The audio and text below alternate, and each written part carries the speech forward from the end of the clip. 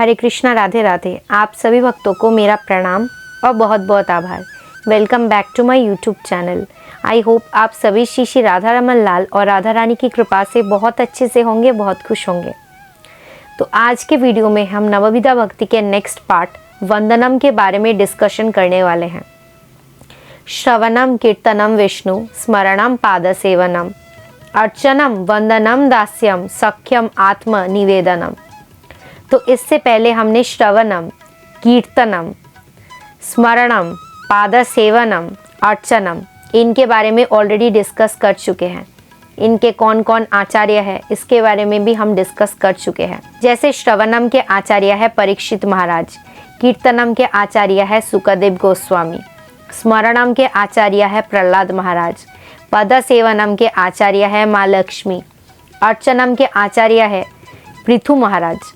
अब जानते हैं कि वंदनम क्या है, वंदनम के आचार्य कौन है और वंदनम को कैसे हम अपने रियल लाइफ में इम्प्लीमेंट कर सकते हैं। तो ये भक्ति के 9 प्रकार है या 9 टाइप्स ऑफ भक्ति है। किसी भी एक भक्ति को अगर हम श्रद्धा के साथ करते हैं, उसका पूरे डेडिकेशन के साथ पालन करते हैं, तो ज़रूर हम भगवान की कृपा और भक्ति को प्राप्त कर सकते हैं। भगवान की कृपा और प्रेम के साथ हम भगवान तक पहुंच सकते हैं। प्रहलाद महाराज, सुखदेव गोस्वामी वो कैसे इन अलग अलग भक्ति के फॉर्म्स में वर्शिप करके भगवान तक पहुंचे थे। वंदनम, वंदनम यानी कि प्रेयर, भगवान के सम्मुख ऐसे प्रार्थना करना कि वो हमारे हृदय से हो। हम स्तुति गाते हैं, प्रेयर्स करते हैं, भगवान के लिए गाना गाते हैं, भजन गाते हैं, लेकिन क्या वो सिर्फ वर्ड्स में है? ऐसा नहीं होना चाहिए। वंदना मतलब not just out of your words but out of your heart. यही होता है वंदना जो हृदय से निकलता है भगवान के लिए। वंदनम के आचार्य है अक्रूर जी, अक्रूर महाराज। अक्रूर जी को जब कंस ने दूत बना के वृंदावन में भेजा था, तब अक्रूर जी सोच रहे थे कि ये मेरे लिए बहुत अच्छा अपॉर्चुनिटी है कि इसी बहाने मैं ठाकुर जी का दर्शन कर लूँगा, इसी बहाने मैं वृंदावन के रज को छू पाऊँगा, वृंदावन में प्रवेश कर सकूँगा।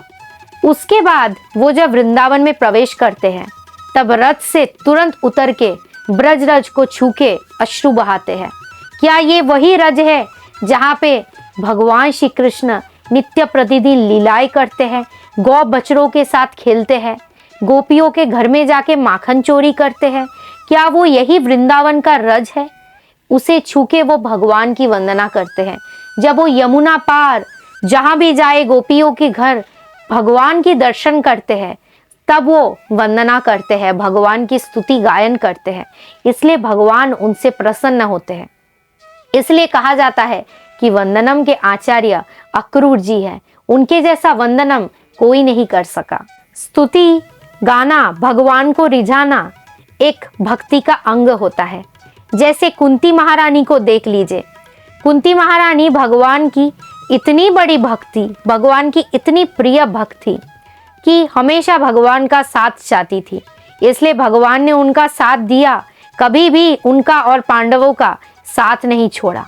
जब भगवान श्री कृष्ण कुंती महारानी को छोड़ के जा रहे थे, तब कुंती देवी उनके रथ के सामने आके भगवान से वंदना करते हैं, स्तुति करते हैं कि हे प्रभु, मुझे हमेशा दुख देना, कभी भी मुझे सुख मत देना, मुझे हमेशा आप दुख देना, क्योंकि मैं जब दुख में रहूंगी तब मैं आपको याद करूंगी, जब भी सुख में आ जाऊंगी तो मैं आपको भूल जाऊंगी, इसलिए मुझे हमेशा दुख में रखना। तो ये कितनी बड़ी स्तुति होती है, कितनी बड़ी वंदना होती है। हम भगवान के पास मंदिर में जाते हैं स्वार्थ लेके, भगवान मेरे को नौकरी दिला दो, मैं आपको भोग चढ़ाऊंगी, भगवान मेरी शादी करवा दो, मैं आपको माला दे जाऊंगी, भगवान मेरे एग्जाम में अच्छे मार्क्स ला दो, मैं आपको भोग चढ़ाऊंगी। ऐसे भगवान को लालच दिखा के स्वार्थ के साथ भगवान के साथ जाते हैं। कभी कुंती देवी की तरह क्या हम भगवान के सम्मुख बोल सकते हैं, वंदना कर सकते हैं कि हे प्रभु, मुझे दुख देना, कभी सुख मत देना? जिस दिन हमारे मन में ऐसी भक्ति आ जाएगी, उस दिन भगवान ज़रूर हमारे सामने आएंगे, ज़रूर हमारे प्रेम को अपनाएंगे। लेकिन हमारे मन में भक्ति कम है, हमारे मन में स्वार्थ ज़्यादा है, जब भी हमारे साथ कुछ थोड़ा सा बुरा हो जाता है, कुछ भी थोड़ा सा बुरा हो जाता है, भगवान को हम दोष देते हैं कि हे भगवान, तूने मेरा सब छीन लिया, सब गलत कर दिया, मैंने तेरा क्या बिगाड़ा था। लेकिन वो हमारे पिछले जन्मों के कर्मों के फल है। भगवान को हम फालतू में दोष देते हैं। लेकिन जब हमारा कुछ अच्छा होता है तब हम भगवान को एक बार के लिए याद नहीं करते। जिस दिन हमारी नौकरी लग जाए उस दिन तो भगवान को भोग चढ़ा देते हैं, 2 मिठाई दे देते हैं मंदिर में। उसके बाद से नौकरी करते करते कौन भगवान यही भूल जाते हैं। तो ये भक्ति नहीं होती। भक्ति क्या होती है? ये तो अक्रूर महाराज जैसे, कुंती महारानी जैसे भक्तों से हमें शिक्षा मिलती है कि कैसे भगवान की वंदना करना चाहिए। और सिर्फ इंसान ही नहीं, पशु पक्षी भी भगवान की वंदना करते हैं। जैसे गजेंद्र को, जब गजेंद्र एक हाथी थे, जब उनको मगरमच्छ ने पकड़ लिया था तब वो भगवान की स्तुति गायन कर रहे थे। गजेंद्र मोक्ष ये बहुत ज़्यादा फेमस है, गजेंद्र मोक्ष के नाम से जो प्रसिद्ध है। गजेंद्र स्तुति भगवान की इतनी सुंदर तरीके से किए थे, इतना सुंदर तरीके से उनकी वंदना किए थे। भगवान खुद वहां पे प्रकट हुए थे, भगवान श्री विष्णु प्रकट हुए थे और उस मगरमच्छ का वध किया था और गजेंद्र को मोक्ष प्रदान किया था। तो पशु पक्षियों में भी वंदना करने की कितनी सुंदर भक्ति भगवान ने प्रदान किया है। वंदना भी भक्ति का एक आर्ट है, भक्ति का एक फॉर्म है जो सबसे नहीं होता है।